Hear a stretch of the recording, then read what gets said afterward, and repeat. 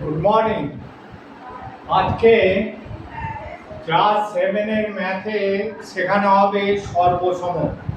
সর্বসম জিনিসটা কি? সর্বসম চিত্র কাকে বলে? সর্বসম চিত্র কাকে বলে এটা আগে জেনে নাও।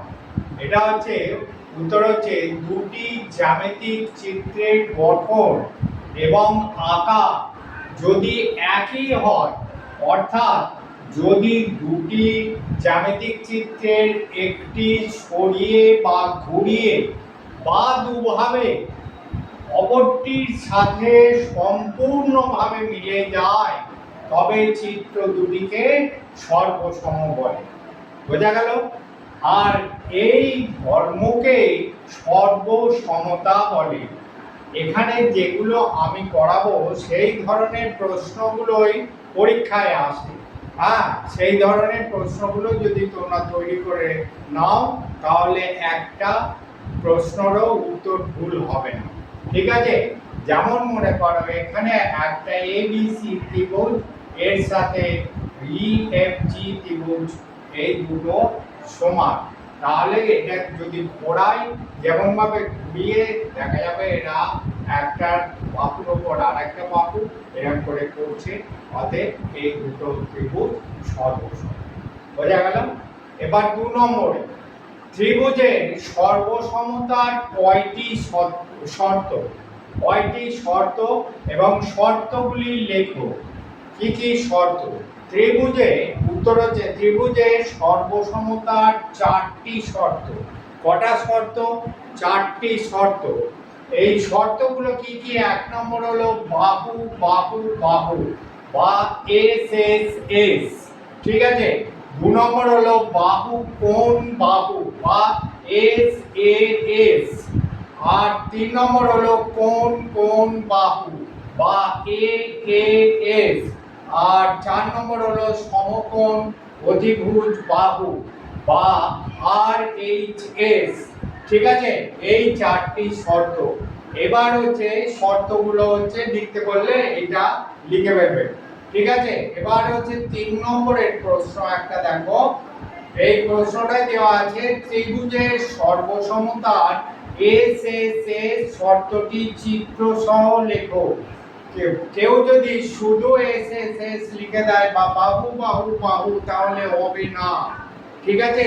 তাহলে করতে হবে কি, এটাকে ব্যাখ্যা করতে হবে। কিভাবে ব্যাখ্যা করবে সেটাই দেখে নাও। একটা হচ্ছে উত্তরে হবে দুটি ত্রিভুজের মধ্যে একটি ত্রিভুজের 3টি বাহু অপর ত্রিভুজের 3টি বাহুর সাথে সমান হলে ত্রিভুজ দুটি সর্বসম হবে। এটি হচ্ছে সর্বসমতার শর্ত এস এস এস। যেমন দেখো এখানে আঁকা আছে এ বি সি একটা ত্রিভুজ আর এখানে ই এফ জি আর একটা ত্রিভুজ। এই দুটো ত্রিভুজের মধ্যে এ বি সমান ইএফ আর বিসি সমান এফজি আর এসি সমান ইজি। ঠিক আছে?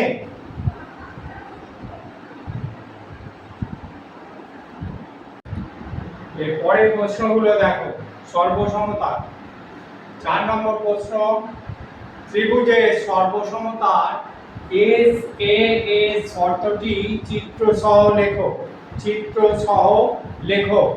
ত্রিভুজের সর্বসমতার এস এ এস শর্তটি চিত্র সহ লেখো। উত্তর হচ্ছে দুটি ত্রিভুজের মধ্যে একটি ত্রিভুজের দুটি বাহু ও তাদের অন্তর্ভুক্ত কোণ অপর ত্রিভুজটির অনুরূপ দুটি বাহু ও তাদের অন্তর্ভুক্ত কোণের সাথে সমান হলে ত্রিভুজ দুটি সর্বসম হবে এবং এটি হলো এস এ এস শর্ত। যেমন দেখো এখানে হচ্ছে এ বি সি একটা ত্রিভুজ আর ই এফ জি আর একটা ত্রিভুজ। এই দুটো ত্রিভুজের মধ্যে দেখো এই এবি বাহুটার সাথে ইএফ বাহুটা এবং হচ্ছে বিসি বাহুটার সাথে এফজি বাহুটা সমান এবং এদের মধ্যে অন্তর্ভুক্ত কোণ এবিসি আর এর কোণটা হচ্ছে ইএফজি সমান, তাহলে এরা হলো সর্বসম। ঠিক আছে, এবার 5এরটা, ত্রিভুজে সর্বসমতার এ এ এ শর্তটি চিত্র সহ লেখো। দেখো এখানে উত্তরটা কিভাবে লিখবে, দুটি ত্রিভুজের মধ্যে একটি ত্রিভুজের দুটি কোণ এবং একটি বাহু অপর ত্রিভুজটির অনুরূপ দুটি কোণ এবং অনুরূপ বাহুর সাথে সমান হলে ত্রিভুজ দুটি সর্বসম হবে। এটি এ এ এ শর্ত।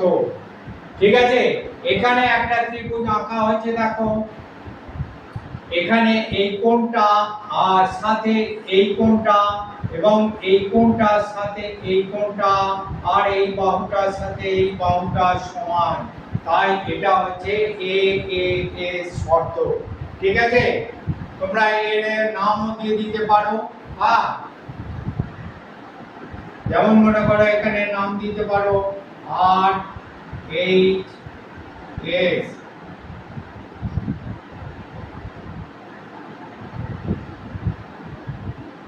আর এটা হচ্ছে ডি ই এফ। ঠিক আছে, এইবার 6 নম্বরে দেখো ত্রিভুজের সর্বসমতা আর এই যে শর্তটি চিত্র সহ লেখো।